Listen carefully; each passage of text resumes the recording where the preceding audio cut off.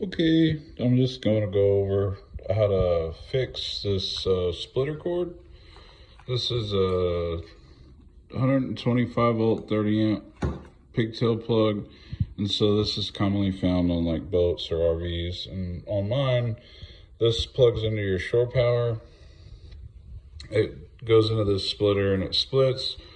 One leg supplies the air conditioning for the boat, and the other leg supplies regular 120 horsepower for appliances, lighting, etc.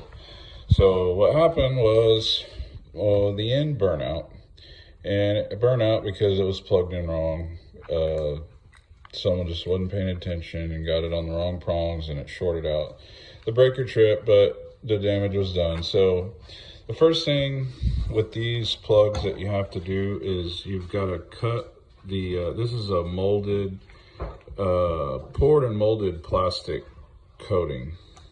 So you're gonna have to take a razor blade and cut it all off and expose the wires like so. Then you're gonna need a replacement pigtail, a weatherproof one like this.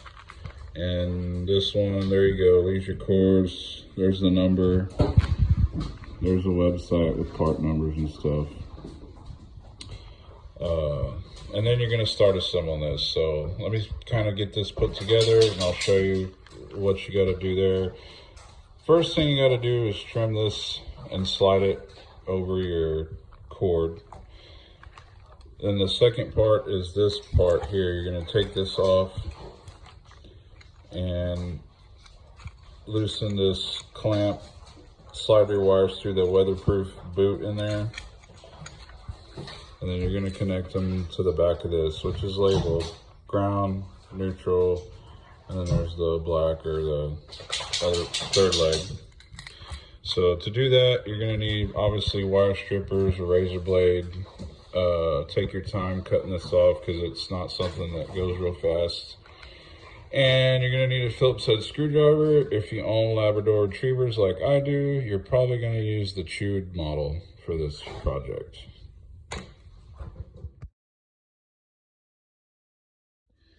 Okay, we have our plug wired up now. And I've trimmed this end off of the sleeve. And it's an extremely tight fit, so it is gonna take some muscle to push this on. And the reason it's like that is because this is basically creating a weather seal for you to keep water from getting to your plug. There's a secondary seal in this portion of the plug itself. It's basically like a rubber gasket or donut. And so you're gonna wanna push this on with relatively good force as well. And you're gonna wanna push it back far enough to where when you're ready to cinch your plug together, you're gonna pull it forward. That will set this rubber in an outward facing position. You don't want to leave it cupped inward, letting water collect there. You want it facing outward like that on both gaskets. So once you got that, you just connect your wires. Very easy to follow. They are labeled, and then you're going to screw this all together. So we'll go ahead and do that now. All right, got the plug all buttoned up. Couple things to remember is this has a little keyway that has to line up on the end, and make sure you get these good and tight, and you want them crimping down on this outer insulation. That'll help prevent this from pulling out later down the road. So the last step is we're going to slide our weatherproof cover up and we'll have a repaired plug. Okay, there's our repaired plug-in. As you can see, it's a very weather tight cover. I will say getting this cover over the plug presented a huge challenge. It took me a solid 5 to 10 minutes to get it up on there. I used a small flathead screwdriver to assist getting this weather lip over one of the ridges in the plug that you can see here. Once I got it on, I was able to slide it up and seat it securely. The plug's geometry is basically the same as the other one. So one difference I noticed, the original Marinco has a very loose fitting and easy to turn retainer ring. This one does rotate, but it's very firm, and you can definitely tell that it has a weather tight kind of a seal once it's tightened against this ridge in here. So just be aware of that. Once you plug this kind of plug up, it's not going to spin anyway, so you'll be able to screw this on relatively easy. But there it is, new plug.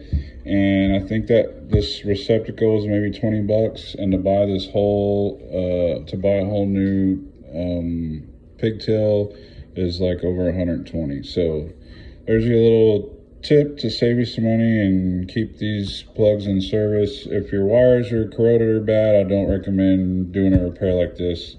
In my case, my pigtail's still in good shape, so I went ahead and put a new end on it. So there it is. And if you would like a non-slip grip screwdriver modification, I'm sure for a small fee my dogs would be happy to accommodate you. Y'all have a good one.